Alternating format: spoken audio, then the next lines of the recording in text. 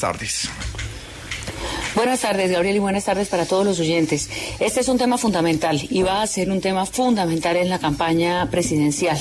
Está de por medio de la palabra del Estado y tenemos que tomarnos en serio este asunto de la palabra del Estado de una vez por todas, sobre todo en lo que tiene que ver con el conflicto armado.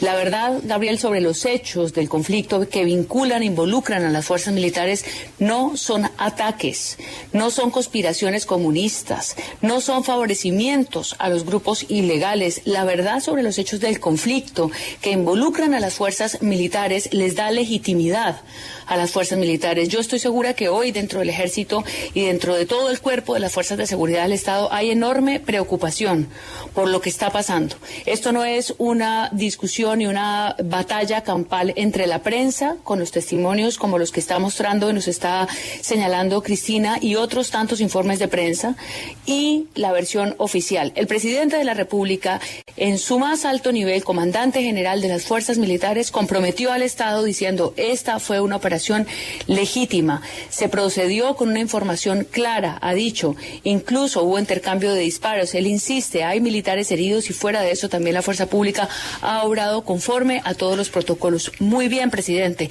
Esto pareciera ser, digamos, la transparencia de un Estado que procede exactamente de acuerdo a los protocolos militares.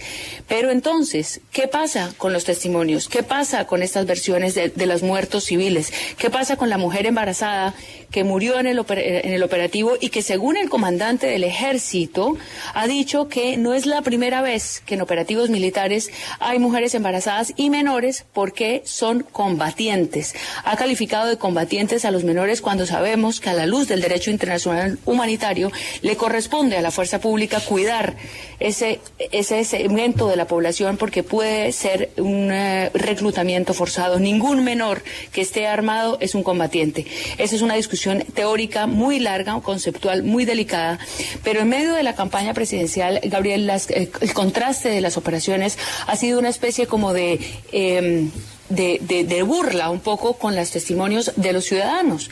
Un indígena del Putumayo, un jefe de una junta de acción comunal del Putumayo, la vida vale exactamente igual a que pasara esto en el centro de Bogotá o en el centro de Medellín o en el centro de Cali.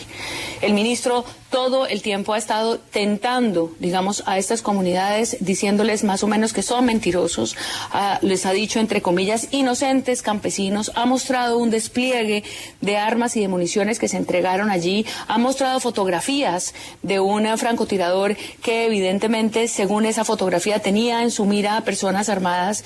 Pero ¿por qué esas personas armadas y por qué esos disparos no se dieron? ¿Por qué llegaron hombres vestidos de negro? ¿Por qué llegaron diciendo, según los testimonios, repetimos, de la población de allí, que no eran fuerza pública, sino haciéndose pasar por guerrilla? ¿Qué legitimidad tiene eso para un despliegue de un operativo que, si fueran, digamos, objetivos enormes, que uno dijera es que digamos, desestructuraron toda una frente, y ese operativo tenía un gran objetivo militar, pues, digamos, hubiera sido absolutamente evidente. Lo que es muy sorprendente, ya para terminar, obviamente diciendo también que hay reacciones de todos los candidatos a la presidencia, es que aquí el Estado, en vez, digamos, de revisar con tranquilidad los testimonios de los ciudadanos, ha decidido defenderse como si estuviera en una trinchera. Y lo vuelvo y lo repito, la verdad solamente le da legitimidad a la fuerza pública.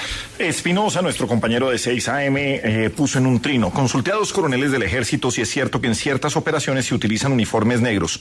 Sus respuestas: no, en ningún momento.